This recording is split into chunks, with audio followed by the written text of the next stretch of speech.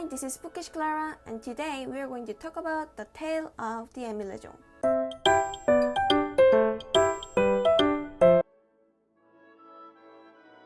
So, there was a temple called Gongdeoksa.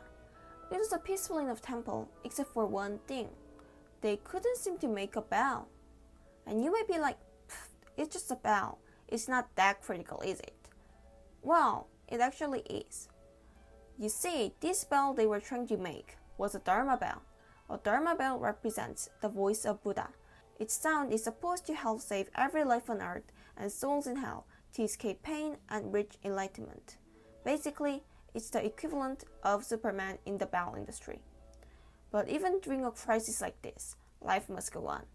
One such dutiful monk was doing rounds in the village nearby, collecting donations. He met a woman with a young child on her back. The monk asked, "Do you have a donation, miss?" And the woman replied, "Well, sorry sir, but I have nothing to give. You may as well take the baby for all I have." Of course, it was a light-hearted joke on the woman's part, and the monk seemed to take it as one as well. Or did he? After several more failed attempts at completing the bell, they finally received a divine hint. A sacrifice was needed, a young child to be exact, which goes against the whole thou shalt not kill thing Buddhism has going on. Everyone was like, "But where can you find a baby up for sacrifice?" And of course, our monk was their man.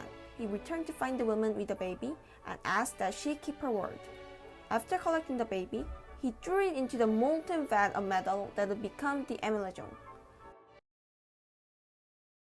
The bell was truly finished, and when they tested it out, they could see that the clear ring was beautiful, yet also peculiar. The rings of the bell almost seemed to be the wails of a child, going Emile, Emile, Emile.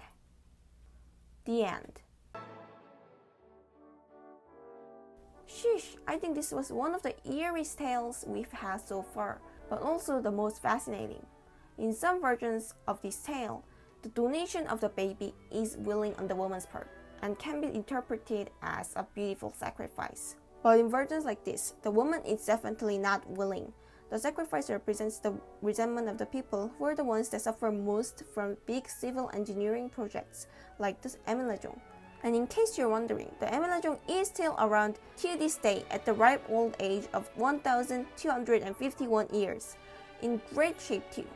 But still, we cannot hear it ring for preservation purposes as of 2004. However, there is a digital recreation you can listen to. So today, I'll end this story with the rings of the Emilejong. See you next time!